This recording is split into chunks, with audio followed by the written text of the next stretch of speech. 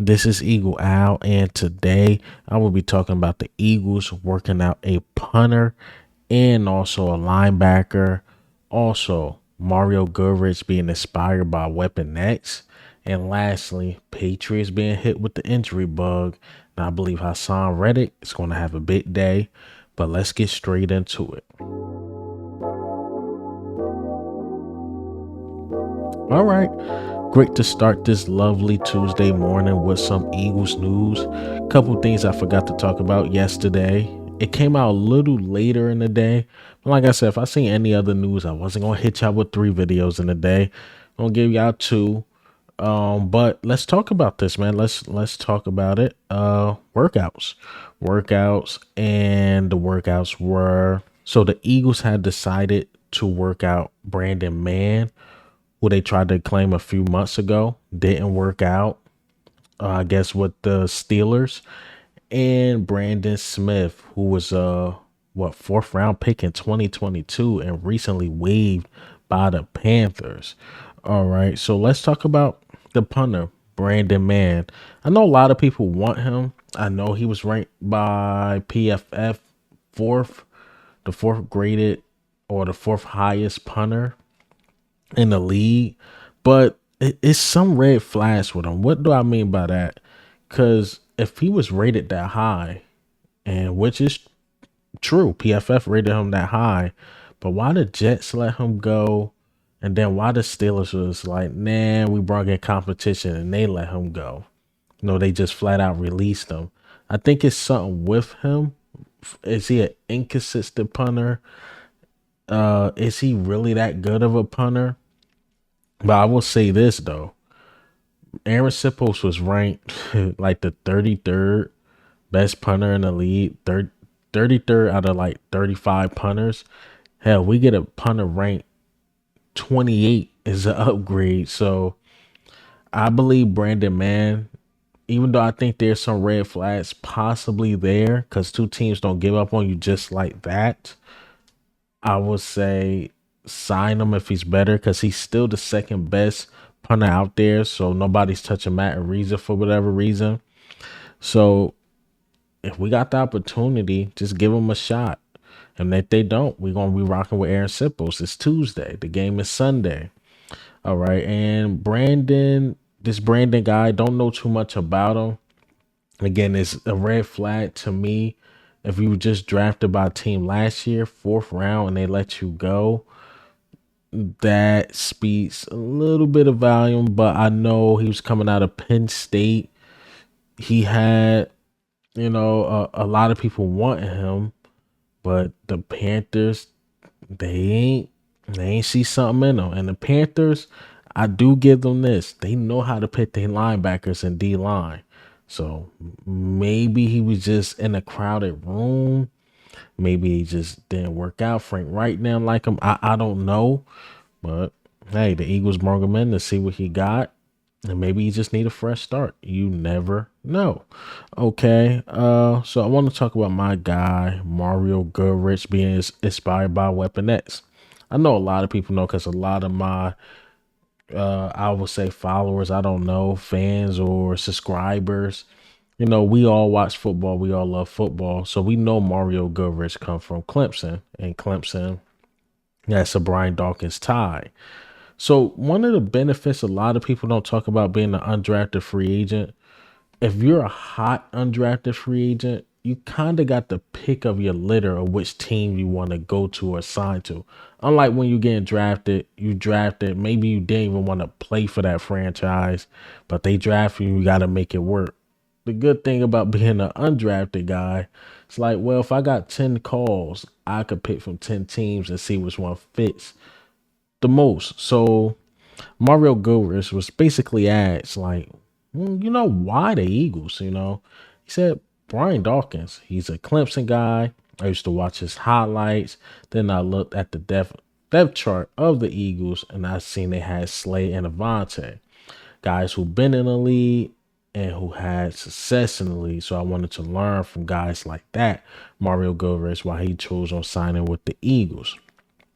I think this is bigger than even Brian Dawkins. Now, I'm not talking about play, of course, but just having a guy like Slay and even Avonte Maddox, because when you got stars like that, and some people know they coming into the system as a backup, and they see the future like, well, maybe I'm not gonna start right away, but if I can learn from guys like Slay Avonte, now we got James Bradbury there in Philadelphia. Like, if I could learn from those guys and take 25 to 50% of what they teach me and apply it to my own game, I can take it to another level. See, Mario Goodrich is a smart man because now he made the roster. The team love him, and again, he get to see what face first, whatever you call it. He get to see actually from the sideline, from the field, playing with these guys, not just watching film, not just talking to them if he was on the opposite team to see how they work. Like, he actually get to see it, be in the same building, see how they operate, and really learn from these guys. And the reason why I say is somewhat bigger than Weapon X, because Weapon X don't play in the league anymore. We still got guys on our team that young guys really look up to. So again, shout out to Mario Goodrich for picking the Eagles. I think he's going to be one hell of a slot corner. One hell of a slot corner. Just give him a couple years. I know we signed Isaiah Rodgers. In my opinion, again, when I see the future, I always say this: I see Job, I see Eli Ricks, and I see Rodgers. That's what I see in the future. But before Rodgers came, I say Mario Goodrich. So again, shout out to Mario Goodrich, man. Picking the Eagles, come here, making the team on a deep roster. So that show he's a competitor. He then just give up. He kept fighting and fighting and fighting. Got himself a roster spot. So shout out to Mario Goodrich. Okay, and lastly, gotta talk about this because we played the Patriots Sunday. Yes, I would try to see what's going on there all the time, and they are being hit with the injury bug. So they right tackle has been placed on IR. He's been placed on IR, right? Mind you, I said right tackle. So NFL rumors put this up that Riley Ref will go to IR, so he will at least miss the first 4 games. And they play the Eagles week 1. So whoever the reserve is or the backup, they got to deal with Brandon Graham, Hassan Reddick.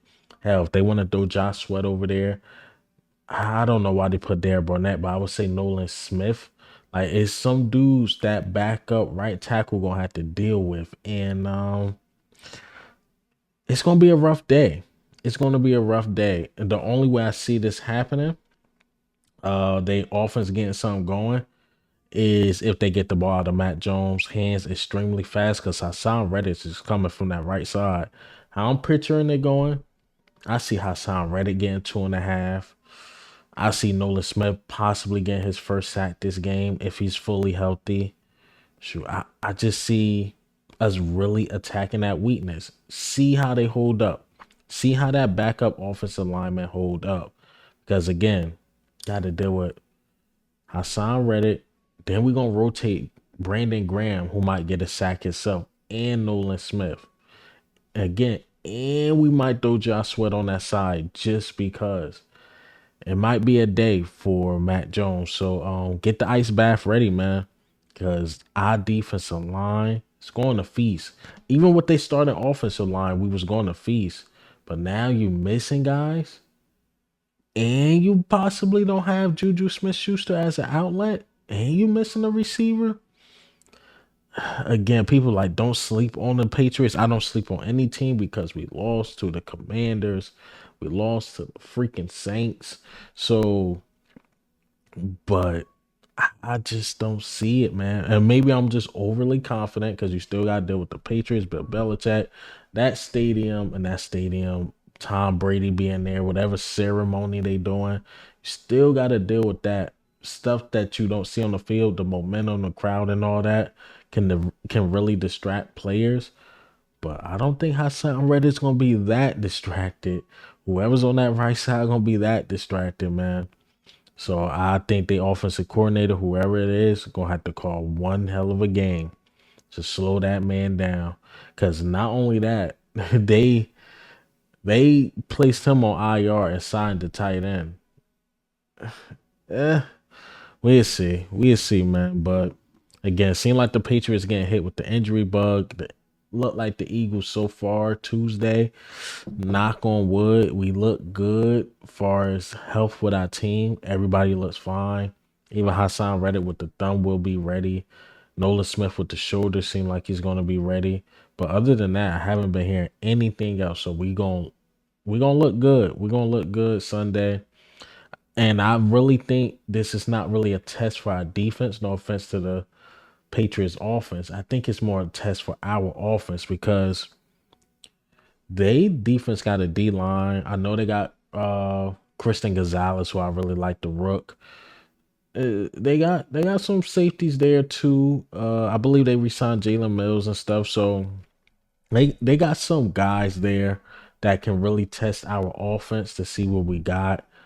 But our defense is going to feast. Our defense might get a turnover or two, and that turnover or two might be the just flip of the game, man. And, yeah, I really think it's more of a test for our offense. See how we move against this stout defense in a crowd momentum for at least for the first half. But hey, man, what do you think? How do you feel about the news today? Uh, do you think Hassan Reddick is going to feast?